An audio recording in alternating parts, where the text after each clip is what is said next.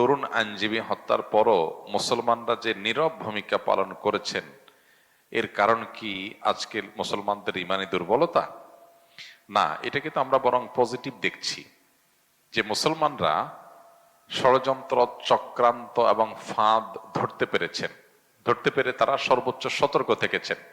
আবারও এদেশের মুসলমানরা সাম্প্রদায়িক সম্প্রীতি বলি, ধর্মীয় উস্কানিমূলক বিষয়ে ফাঁদে পা না দেওয়ার কথা বলি, এ সমস্ত ক্ষেত্রে এদেশে মুসলমানরা আবারও পরীক্ষায় উত্তীর্ণ হয়েছেন। এটা আমাদের জন্য একটা গৌরবের বিষয়।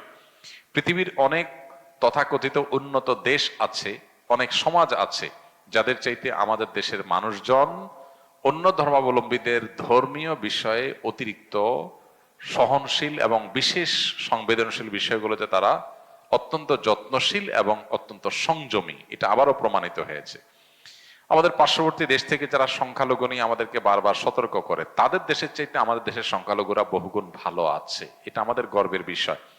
এমনকি তারা তাদের বিভ্রান্ত কেউ যখন ষড়যন্ত্র বা ফাঁদ পাতে, তখনও মুসলমানরা সে ফাঁদে পাড়া দেয় না। এটা মুসলমানদের বিচক্ষণতার প্রমাণ। এটি হয় মূলত ইসলামের শিক্ষার কারণে। ইসলাম আমাদেরকে ধৈর্য এবং সহনশীলতা এবং সংযমের শিক্ষা দিয়েছে। বিশেষ করে যখন কোনো ঘটনা ঘটিয়ে মুসলমানদেরকে ক্ষতিগ্রস্ত করার চেষ্টা করা হবে, তখন মুসলমানরা সেটা বুঝতে পেরে সযত্নে সেটাকে অ্যাভয়েড করতে পারা, এটা আমাদের মুসলমানদের সাফল্য এবং ইসলামই আমাদেরকে এই শিক্ষাটা দিয়েছে, ধৈর্যশীলতার শিক্ষা। দ্বিতীয়ত, এদেশের ধর্মীয় নেতৃত্ব যে আছেন, ওলামা একরাম, তারা সবসময় সাধারণ মানুষকে সঠিক সিদ্ধান্তটা গ্রহণ করার জন্য সহযোগিতা করেন, গাইড করেন, চেষ্টা করেন যাতে মানুষ বিভ্রান্ত না হন।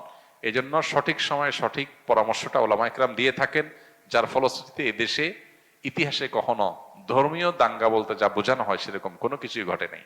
আমাদের পার্শ্ববর্তী দেশ ভারতে যেরকম সংখ্যালঘু সেখানকার মুসলমানরা ভালো নাই, সেটা প্রতিনিয়ত আমরা জানি। সে কাশ্মীরে কি গুজরাটে, বিভিন্ন জায়গায় যেখানে মুসলমানদেরকে শত শত হাজারো মানুষকে একসাথে জবে করা হয়, সেখানে আমাদের দেশে সংখ্যালঘুদের প্রতি এরকম কোনো হামলা, এরকম বিচ্ছিন্ন কিছু ঘটনা তো সব জায়গায় কম বেশি ঘটে, এর বাইরে এরকম কোনো ঘটনা এখানে ঘটে না। এখানকার যা ঘটে সংখ্যাগুরুদের উপরে, তার বেশিরভাগই রাজনৈতিক উদ্দেশ্যে, রাজনৈতিক কারণে। তো সংখ্যালঘুরা যদি নিজেদেরকে রাজনৈতিক কাজে ব্যবহার করতে না দেন, তাহলে এগুলো বন্ধ হয়ে যাবে ইনশাআল্লাহ। আমরা দোয়া করি আল্লাহ তাআলা আমাদের প্রিয় স্বদেশকে সকল প্রকার ফিতনা এবং শয়তানি চক্রান্ত থেকে আমাদেরকে হেফাজতে রাখুন, এবং এদেশে মানুষের, সব ধরনের মানুষের মধ্যে মিলেমিশে থাকার যে চেষ্টা আছে, সেটা একটা ভালো দিক।